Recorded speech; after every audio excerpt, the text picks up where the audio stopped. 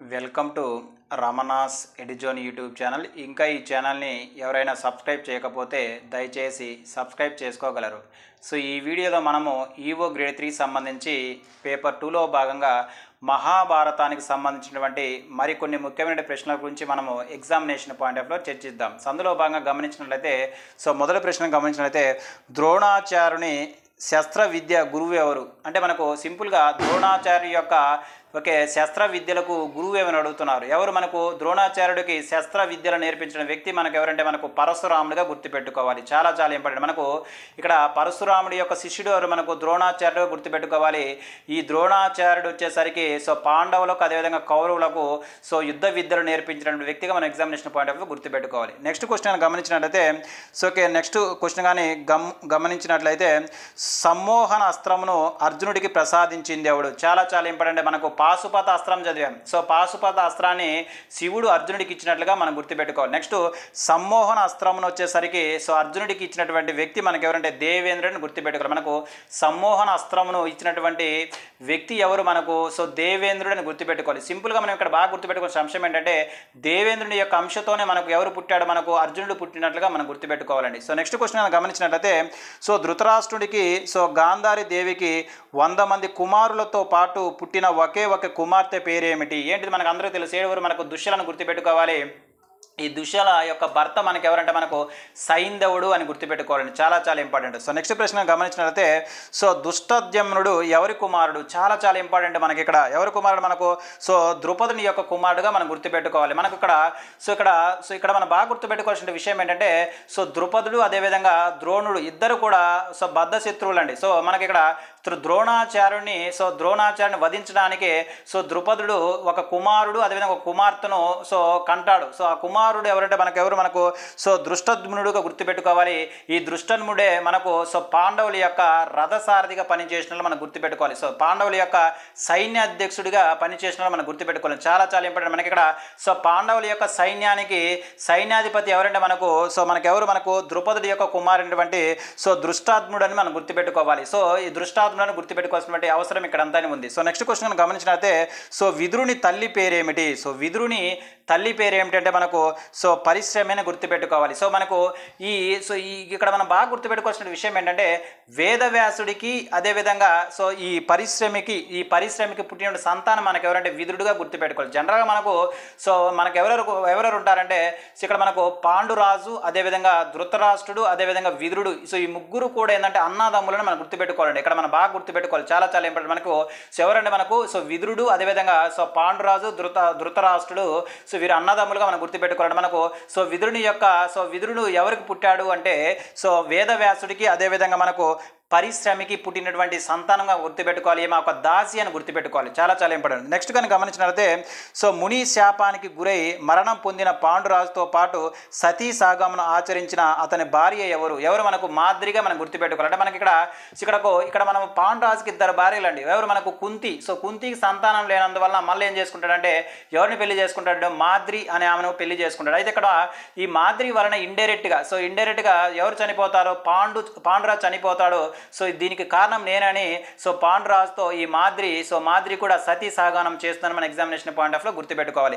Next ప్రశ్న గమనించినట్లయితే ఈ క్రింది వారిలో భీష్ముని చంపడానికి శిఖాఖండిగా అవతారం ఎత్తింది ఎవరు? చాలా చాలా ఇంపార్టెంట్. మనకు మనం ఇక్కడ శిఖాఖండి గురించి కూడా మనము మహాభారతంలో చదువుతాం. అంటే ఇక్కడ శిఖాఖండి ఎవరంటే మనకు అంబ. అంటే ఈమె ముందు జన్మలు ఎలా పుట్టింది? అంబగా పుట్టి కొన్ని కారణాల వల్ల ఈమె యొక్క వివాహము భీష్ముడి వలన చెడిపోతుంది.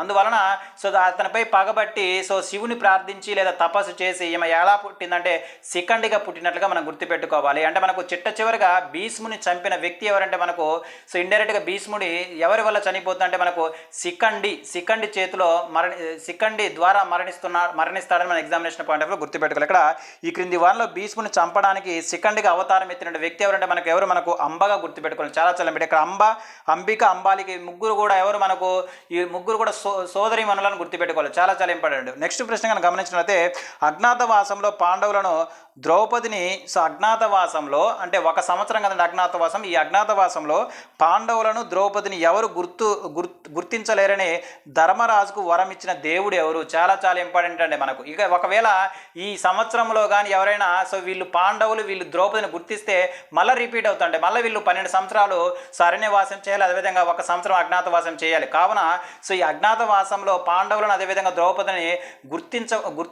గుర్తించకుండా సో ఎవరు ధర్మరాజుకి వరం ఇచ్చారు అంటే ఎవరు? మనకు యమ ధర్మరాజు అని గుర్తుపెట్టుకోవాలి. చాలా చాలా ఇంపార్టెంట్. నెక్స్ట్ క్వశ్చన్ కనుక గమనించినట్లయితే కుంతికి జన్మనించిన తండ్రి పేరేమిటి? సో కుంతికి జన్మనించినటువంటి తండ్రి పేరేంటే మనకు సూరసేనుడుగా మనం గుర్తుపెట్టుకోవాలి. సో అంటే మనకు కుంతీదేవి యొక్క తండ్రి ఎవరు? మనకు సూరసేనుడు. అసలు పేరు ఏం పేరంటే మనకు పృథగా మనం గుర్తుపెట్టుకోవాలి. సీమ తన మేనమామైనటువంటి కుంతి భోజుడు వద్ద పెరిగినందువలన ఏమకు ఏం పేరు వచ్చిందంటే కుంతీదేవి పేరు వచ్చినట్లుగా మనం గుర్తుపెట్టుకోవాలి. సో అసలు కుంతీదేవి ఎవరి యొక్క కూతురు అంటే మనకు ఎవరు? మనకు సురసేనుడి యొక్క కూతురుగా మన ఎగ్జామినేషన్ పాయింట్ ఆఫ్ లో గుర్తుపెట్టుకోవాలి. నెక్స్ట్ ప్రశ్న గమనించినట్లయితే సో విరాట్ రాజు కొలువులో తంత్రపాలుడు అన్న పేరుతో గోరక్షకుడుగా ప్రవేశించింది ఎవరు? చాలా చాలా ఇంపార్టెంట్. సో ఈ అజ్ఞాతవాసంలో పాండవులు అదేవిధంగా ద్రౌపది గుర్తుపట్టకుండా సో ఒక్కొక్కరు ఒక్కొక్క వేషంలో వెళ్ళినట్లుగా మనం గతంలో చెప్పుకున్నాం. అందులో భాగంగా మనకు ఇక్కడ తంత్రపాలుడు అన్న సో పేరుతో గోరక్షకుడుగా ప్రవేశించింది ఎవరంటే మనకు సహదేవుడు అని గుర్తుపెట్టుకోవాలి. చాలా చాలా ఇంపార్టెంట్. మనకు సహదేవుడు వచ్చేసరికి ఎలా మనకు సో మనకు ఇక్కడ తంత్రపాలుడు అని గుర్తుపెట్టుకోవాలి. అదేవిధంగా మనకు కంకుబట్టు వచ్చేసరికి వారు మన ధర్మరాజుగా గుర్తుపెట్టుకోవాలి. నెక్స్ట్ వచ్చేసరికి మనకు ఎవరు చెప్పుకున్నాం మనము?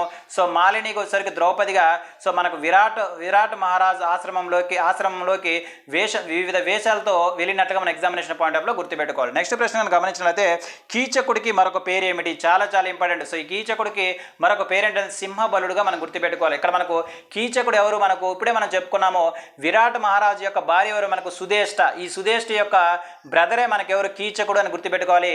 ఈ కీచకుడు చిట్ట చివరిగా ఎవరి చేతిలో మరణిస్తాడంటే భీముడి చేతిలో మరణిస్తాడని గుర్తుపెట్టుకోవాలి. అదేవిధంగా భీముడి చేతిలో మరణించేవారు ఎవరు? మనకు కీచకుడు మరణిస్తాడు. అదేవిధంగా మనకు నరకాసుడు, అదేవిధంగా దుర్యోధనుడు, అదేవిధంగా జరాసంధుడు కూడా మనకు సో ఈ భీముడి చేతిలో మరణిస్తాడని మన ఎగ్జామినేషన్ పాయింట్ ఆఫ్ లో గుర్తుపెట్టుకోవాలి. ఇక్కడ మనం బాగా గుర్తుపెట్టుకోవాల్సిన విషయం ఏంటంటే సుధేష్ట సోదరుడైనటువంటి కీచకుడు సో యొక్క మరొక పేరేంటే మనకు సింహబలుడుగా గుర్తుపెట్టుకోవాలి. ఈ కీచకుడు ఏం చేస్తాడంటే ద్రౌపది అంటే సో మాలిని వేషంలో ఉన్నటువంటి ద్రౌపదిని ఇతను మోహిస్తాడండి. సో ఆమెను వశపరచుకోవాలనుకుంటాడు. అది తెలిసినటువంటి భీముడు సేమ్ చేస్తాడంటే సో భీముడు ఇతన్ని చంపుతాడని మన ఎగ్జామినేషన్ పాయింట్ ఆఫ్ లో గుర్తుపెట్టుకోవాలి. చాలా చాలా ఇంపార్టెంట్. నెక్స్ట్ ప్రశ్న గమనించినట్లయితే ద్రౌపదిని పాండవుల 5గురికి భారీగా ఉండమని ఆదేశించింది ఎవరు? ఎవరు ఆదేశించారంటే మనకు సో ద్రౌపది అత్తైనటువంటి ఎవరు? మనకు కుంతీదేవి అని గుర్తుపెట్టుకోవాలి. నెక్స్ట్ ప్రశ్న గమనించినట్లయితే పాండవులు అజ్ఞాతవాసానికి వెళ్ళేటప్పుడు తమ ఆయుధాలను ఏ చెట్టులో కట్టి పెట్టారు? చాలా చాలా ఇంపార్టెంట్. ఏ చెట్టు? మనకు సో జమ్మి చెట్టుగా మనం గుర్తుపెట్టుకోవాలి. అంటే వీళ్ళు 12 సంవత్సరాలు సో అరణ్యవాసాన్ని ముగిసిన తరువాత 1 సంవత్సరం ఏం చేయాలి? అజ్ఞాతవాసం చేయాలి. సో ఎక్కడికి వెళ్ళాలనుకుంటారు వీళ్ళు? సో విరాట్ రాజ్యానికి వెళ్ళాలనుకుంటారు. అందులో భాగంగా సో అజ్ఞాతవాసానికి వెళ్ళే ముందు తమ ఆయుధాలను ఏ చెట్టు పైన ఉంచుతారంటే మనకు జమ్మి చెట్టుపై ఉంచుతారని మన ఎగ్జామినేషన్ పాయింట్ ఆఫ్ లో గుర్తుపెట్టుకోవాలి. సో నెక్స్ట్ ప్రశ్న గమనించినట్లయితే ఏకలవ్యుని తండ్రి పేరేమిటి? చాలా చాలా ఇంపార్టెంట్. మనకు ఏకలవ్యుని యొక్క తండ్రి ఎవరంటే మనకు హిరణ్యధ్వనుడు అని గుర్తుపెట్టుకోవాలి. సో మనకు ఇక్కడ ఏకలవ్యుడు యొక్క తండ్రి ఎవరంటే మనకి ఇక్కడ సో హిరణ్యధ్వనుడుగా మనం గుర్తుపెట్టుకోవాలి. ఇక్కడ మనకు హిరణ్యధ్వనుడు గుర్తుపెట్టుకోవాలి. అదేవిధంగా హిరణ్యాధ్యక్షుని గుర్తుపెట్టుకోవాలి. అదేవిధంగా హిరణ్య కశ్యపును గుర్తుపెట్టుకోవాలి. సో ఇక్కడ హిరణ్యధ్వనుడు వచ్చేసరికి మనకు ఎవరిగా గుర్తుపెట్టుకోవాలంటే మనకు ఎవరిగా గుర్తుపెట్టుకోవాలి? మనకు సో ఏకలవుడి యొక్క ఫాదర్గా మనం గుర్తుపెట్టుకోవాలి. అదేవిధంగా హిరణ్యాధ్యక్షుడు, అదేవిధంగా హిరణ్య కశ్యపులో సరికి సో మనకు విష్ణు సో వైకుంఠం యొక్క ద్వారపాలకున్నటువంటి జయ విజయముల యొక్క నెక్స్ట్ అవతారాలను మనం గుర్తుపెట్టుకోవాలి. అదేవిధంగా హిరణ్యాధ్యక్షుని వధించడానికి సో వరాహ రూపంలో, అదేవిధంగా హిరణ్య కశ్యపును వధించడానికి సో నరసింహ అవతారంలో మనకు మహావిష్ణువు జన్మించినట్లుగా మన ఎగ్జామినేషన్ పాయింట్ ఆఫ్ లో గుర్తుపెట్టుకోవాలి. ఎవరని? హిరణ్యధ్వనుని గుర్తుపెట్టుకోవాలి, హిరణ్యాధ్యక్షుని గుర్తుపెట్టుకోవాలి, అదే హిరణ్య కశ్యపును కూడా మనం గుర్తుపెట్టుకోవాలి. చాలా చాలా ఇంపార్టెంట్. నెక్స్ట్ ప్రశ్న గమనించినట్లయితే ఇక్కడ మనకు లక్క ఇల్లు ఏ నగరంలో నిర్మించబడింది? ఇప్పుడే మనం చెప్పుకున్నాము. లక్క ఇల్లు ఏ నగరంలో నిర్మించబడింది అంటే సో వారణావతం అని గుర్తుపెట్టుకోవాలి. చాలా చాలా ఇంపార్టెంట్. నెక్స్ట్ ప్రశ్న గమనించినట్లయితే విదురుని తల్లి పేరు ఏమిటి? ఇప్పుడే మనం చెప్పుకున్నాము విదురుని తల్లి పేరు పరిశ్రమి అని గుర్తుపెట్టుకోవాలి. సో ఈ విదురుని తల్లి ఎవరంటే మనకు పరిశ్రమి, ఈమె దాసి. ఈమెకు అంటే ఈ పరిశ్రమి అనే దాసికి అదేవిధంగా వేదవ్యాసుడు పుట్టినటువంటి సంతానమే మనకు ఎవరంటే మనకు సో విదురుడిగా మనం గుర్తుపెట్టుకోవాలి. నెక్స్ట్ కనుక గమనించినట్లయితే సో భీమ దుర్యోధనులకు సో గదా యుద్ధ గురువు ఎవరు? మనకు చాలా చాలా ఇంపార్టెంట్. మనకి ఇక్కడ ఎవరు? మనకు బలరాముడు అని గుర్తుపెట్టుకోవాలి. మనకి ఇక్కడ పరశురాముడు అదేవిధంగా బలరాముడు. సో పరశురాముడు సరికి ఎవరికి గురువు? మనకు ద్రోణాచార్యుడికి గురువుగా మనం గుర్తుపెట్టుకోవాలి. అదేవిధంగా బలరాముడు సరికి ఎవరికి? మనకు దుర్యోధనులకు అదేవిధంగా భీములకు సో గద యుద్ధను నేర్పించిన వ్యక్తి మనకు. అంటే మనకు సో భీముడుకు అదేవిధంగా సో దుర్యోధనుడికి సో గద విద్యను నేర్పిన వ్యక్తి ఎవరంటే మనకు బలరాముడుగా మనం గుర్తుపెట్టుకోవాలి. బలరాముడు ఎవరు? మనకు శ్రీకృష్ణుడి యొక్క బ్రదర్గా మనం గుర్తుపెట్టుకోవాలి. శ్రీ బలరాము యొక్క ఆయుధమే మనకు ఏంటిది? మనకు బలరాముడి యొక్క ఆయుధం ఏంటిది? మనకు నాగలిగా మనం గుర్తుపెట్టుకోవాలి. చాలా చాలా ఇంపార్టెంట్. నెక్స్ట్ ప్రశ్న కనుక గమనించినట్లయితే సో గరుత్మంతుని యొక్క తల్లి పేరు ఏమిటి? సో మనం చెప్పుకున్న ఎవరు? మనకు వినితగా మనం గుర్తుపెట్టుకోవాలి. నెక్స్ట్ క్వశ్చన్ గమనించినట్లయితే మత్స్య దేశమునకు ప్రవేశించే ముందు ధర్మరాజు ఏ దేవతను సో ఉపాసించాడు? చాలా చాలా ఇంపార్టెంట్. మనకు ఇక్కడ మత్స్య దేశమునకు ప్రవేశించే ముందు ధర్మరాజు ఏ దేవతను ఉపాసించాడంటే దుర్గాదేవి అని గుర్తుపెట్టుకోవాలి. ఈ మత్స్య దేశం ఎవరి యొక్క సో రాజ్యము అంటే మనకు విరాటుడి యొక్క రాజ్యంగా మనం గుర్తుపెట్టుకోవాలి. ఈ విరాట్ రాజ్యానికి వెళ్ళే ముందు సో ధర్మరాజు ఎవరిని సో ఉపాసించాడంటే మనకు దుర్గాదేవిని గుర్తుపెట్టుకోవాల్సినటువంటి అవసరం ఇక్కడ అంతానే ఉంది. నెక్స్ట్ ప్రశ్న కానీ గమనించినట్లయితే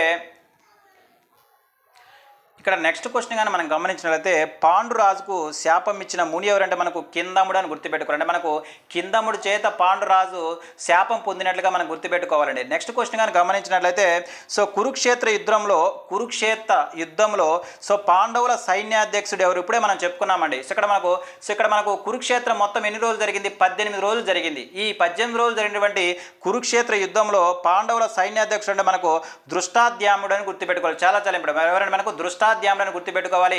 ఈ దృష్టాద్యాముడు ఎవరి యొక్క కుమారుడు అంటే మనకు సో ఎవరి యొక్క కుమారుడు మనం చెప్పుకున్నాము? ఇందాక మనం చెప్పుకున్నామండి. ద్రుపదుని యొక్క కుమారుడు వచ్చేసరికి మనకి ఏమంటే దృష్టాద్యాముడు అని గుర్తుపెట్టుకోవాలి.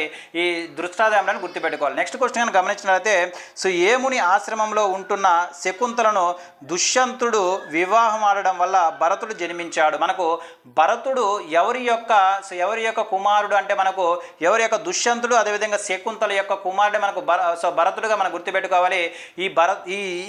ఈ శకుంతలను దుష్యంతుడు ఏముని ఆశ్రమంలో ఉన్నప్పుడు వివాహం ఆడుతాడంటే మనకు కన్వ మహర్షి అని గుర్తుపెట్టుకోవాలి. ఇక్కడ మనకు కన్వ మహర్షిని గుర్తుపెట్టుకోవాలి, అదేవిధంగా శకుంతలను గుర్తుపెట్టుకోవాలి, దుష్యంతుడు గుర్తుపెట్టుకోవాలి. వీరిద్దరు కలిగిన సంతానం మనకు భరతులను గుర్తుపెట్టుకోవాలి. చాలా చాలా ఇంపార్టెంట్. నెక్స్ట్ ప్రశ్న కనుక గమనించినట్లయితే వేదవ్యాసుని తండ్రి పేరు ఏమిటి? సో వేదవ్యాసుని యొక్క తండ్రి పేరుని మనకు పరాశరుడుగా మనం గుర్తుపెట్టుకోవాలి. ఈ పరాశరుడికి అదేవిధంగా సో మత్స్య గ్రంథి సత్యాదేవికి పుట్టిన సంతానం మనకు వేదవ్యాసుడుగా మనం ఎగ్జామినేషన్ పాయింట్ ఆఫ్ లో గుర్తుపెట్టుకోవాలి. సో నెక్స్ట్ ప్రశ్న గమనించినట్లయితే భీష్ముని చంపుతానని శపథం చేసిన స్త్రీ ఎవరండి? మనకు చెప్పుకున్నాం ఇందాక ఎవరు? మనకు శిఖండి అని గుర్తుపెట్టుకోవాలండి. సో శిఖండి ఎవరి అవతారం? మనకు అంబ అవతారంగా గుర్తుపెట్టాలి. అంటే అంబ భీష్ముని చంపుతానని శపథం చేసినటువంటి స్త్రీగా మనం గుర్తుపెట్టుకోవాలి.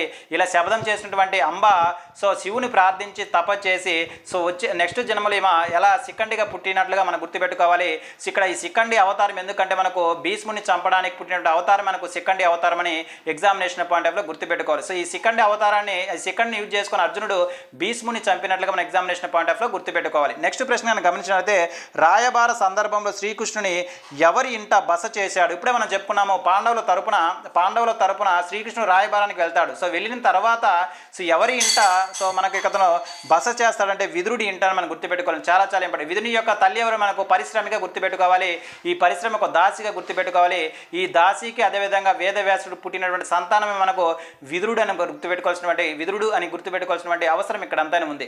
సో నెక్స్ట్ ప్రశ్న గమనించినట్లయితే కురుక్షేత్ర యుద్ధంలో సర్వ విషయాలను గ్రహించగల శక్తిని సంజయునికి ప్రసాదించింది ఎవరంటే మనకు వ్యాస మహర్షిగా గుర్తుపెట్టుకోవాలి. చాలా చాలా ఇంపార్టెంట్. ఎందుకు మనకు ఈ సంజయుడికి కురుక్షేత్ర యుద్ధంలో సర్వ విషయాలను గ్రహించగల శక్తిని వ్యాస మహర్షి ఇస్తాడంటే ఎవరికి ఈ విషయాలను తెలపడానికి నాకు ధృతరాష్ట్రుడు. ఎందుకు? ధృతరాష్ట్రుడు గుడ్డివాడు అయినందువల్ల అందువలన కురుక్షేత్రంలో జరిగే ప్రతి ఒక్క విషయాన్ని గ్రహించగల శక్తిని సో వ్యాస మహర్షి ఎవరికి ఇస్తాడంటే మనకు అతని యొక్క స్నేహితుడైనటువంటి సంజయుడికి ఇస్తాడని మన ఎగ్జామినేషన్ పాయింట్ ఆఫ్ లో గుర్తుపెట్టుకోవాలి. నెక్స్ట్ ప్రశ్న కనుక గమనించినట్లయితే ధృతరాష్ట్రుని వల్ల దాసికి జన్మించినటువంటి వ్యక్తి పేరేమిటి? ఇప్పుడే మనం చెప్పుకున్నామండి, చాలా ఇప్పుడు మనకు ధృతరాష్ట్రుడికి అదేవిధంగా దాసికి పుట్టినటువంటి సంతానం మనకు ఎవరంటే మనకు యుయుస్తుడని గుర్తుపెట్టుకోవాలి. సో అదేవిధంగా మనకు వేదవ్యాసుడికి దాసుడికి పుట్టినటువంటి సంతానం విదురుడు అయితే ధృతరాష్ట్రుడికి అదేవిధంగా దాసికి పుట్టినటువంటి సంతానం మనకు యుయుస్తుడని మనం గుర్తుపెట్టుకోవాలి. నెక్స్ట్ ప్రశ్న గమనించినట్లయితే స్వచ్ఛంద మరణాన్ని భీష్ముడు ఎవరి నుండి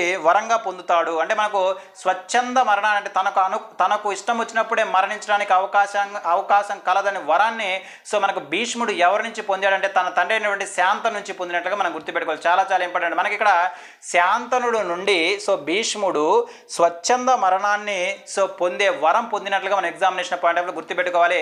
సో భీష్ముడి యొక్క తండ్రి ఎవరంటే మనకు శాంతనుగా గుర్తుపెట్టుకోవాలి.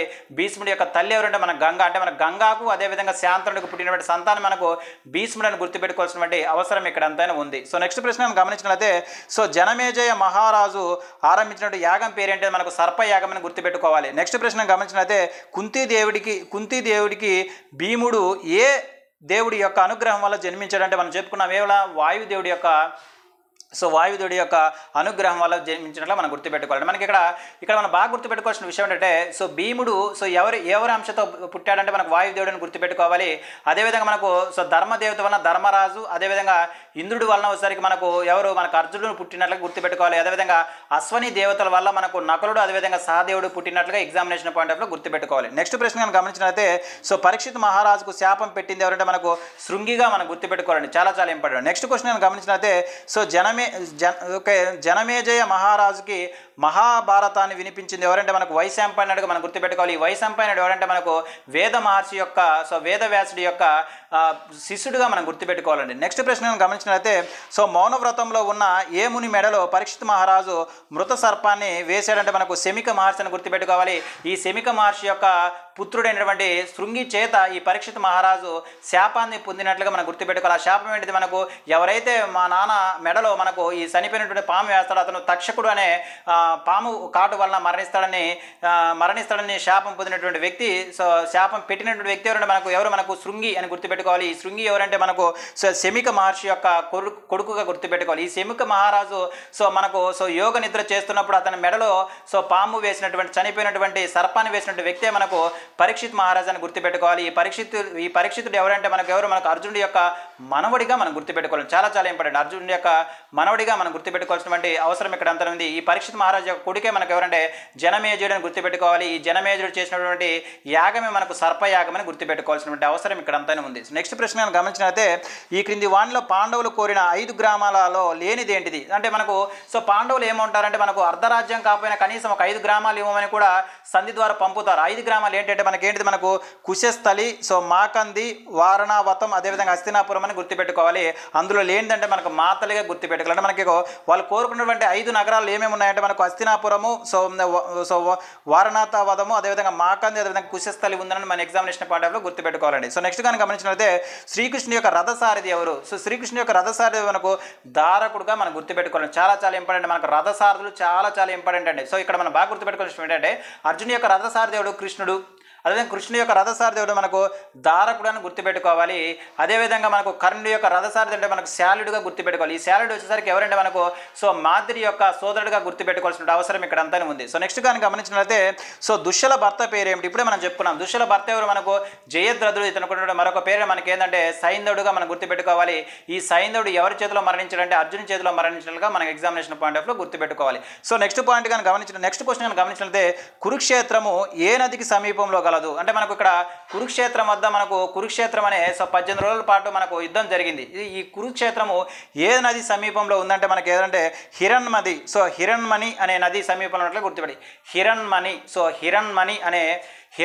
అనే నది సమీపంలో మనకి ఏముందంటే కురుక్షేత్రం ఉన్నట్లుగా మన ఎగ్జామినేషన్ పాయింట్ ఆఫ్ లో గుర్తుపెట్టుకోవాలి. నెక్స్ట్ క్వశ్చన్ కానీ గమనించినట్లయితే ద్రోణాచార్యుని శస్త్ర విద్య గురువేవురు. ఇప్పుడే మనం చెప్పుకున్నాం. ద్రోణాచార్య యొక్క గురువేవురు మనకు పరశురాముడిగా మనం గుర్తుపెట్టుకోవాలి. అదేవిధంగా దుర్యోధనుడికి అదేవిధంగా భీముడికి గద యుద్ధం నేర్పినటువంటి వ్యక్తి మనకు ఎవరంటే శ్రీకృష్ణుడి బ్రదర్ అయినటువంటి బలరాముడిగా మనం గుర్తుపెట్టుకోవాలి. ఈ బలరాముడి యొక్క ఆయుధం ఏంటంటే మనకు నాగలిగా మనం గుర్తుపెట్టుకోవాల్సినటువంటి అవసరం ఇక్కడ అంతానే ఉంది.